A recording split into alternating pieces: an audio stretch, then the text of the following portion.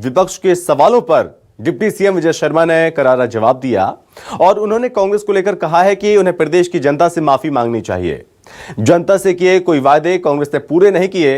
इस दौरान deputy CM Vijay Sharma ने क्या कुछ कहा, आप वो सुनिए। मैं आभारी हूं आपको इस प्रश्न के लिए।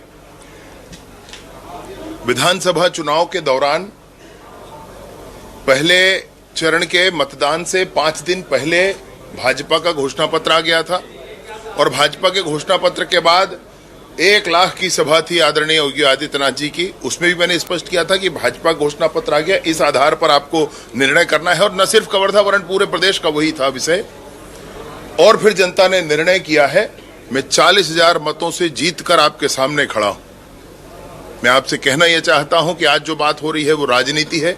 अन्यथा मैं आपसे निवेदन पूर्वक ये कहना चाहता हूं कि जिन लोगों ने अपनी विगत घोषणा पत्र में 500 रुपया प्रतिमाह प्रत्येक महिला को दिया जाएगा ये कहा था, घोषणा पत्र में छपवाया था, माइक पर चुनाव में बोला था और नहीं किए, वो छत्तीसगढ़ की जनता से, माताओं से, बहनों से माफी मांगे।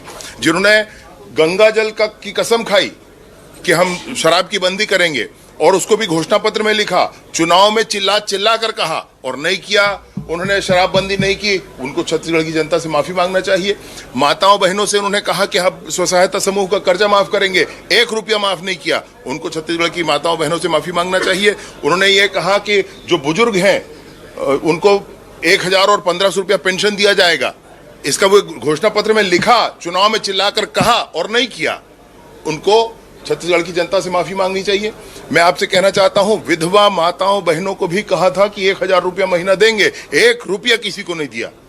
छत्तीसगढ़ की विधवा माता बहनों से उनको माफी मांगना चाहिए। मैं कहना चाहता हूं, आवास के अधिकार का उल्लेख उन्होंने किया, वो आवास का अधिकार उन्होंने दिया, वो घोषणा पत्र में लिखा, बोला और फिर नहीं किया। छत्तीसगढ़ की जनता से उनको माफी मांगना चाहिए। ऐसी कितनी बातें मैं आपको गिनाना चाहता हूं। नौजवानों के विषय में आप कहेंगे तो बेरोजगारी भत्ता का भी विषय है। सभी को जिस कैटेगरी के लिए उन्होंने कहा था अपने घोषणा पत्र में, उसको नहीं दिया। नौजवानों के लिए उन्होंने कहा था कि हम 10 लाख नौकरियां देंगे, नहीं दिया उन्होंने। इन सारी बातों के लिए उनको छत्तीसगढ़ के नौजवानों से माफी मांगना चाहिए। मैं आपसे ये कहना चाहता हूं कि उन्होंने कहा था कि हम एक यूनिवर्सल हेल्थ कार्ड लेकर आएंगे और ये ऐसा चलेगा वैसा। कहाँ है भैया? किसी ने भी देखा वो यूनिवर्सल हेल्थ कार्ड तो मुझे बता दे।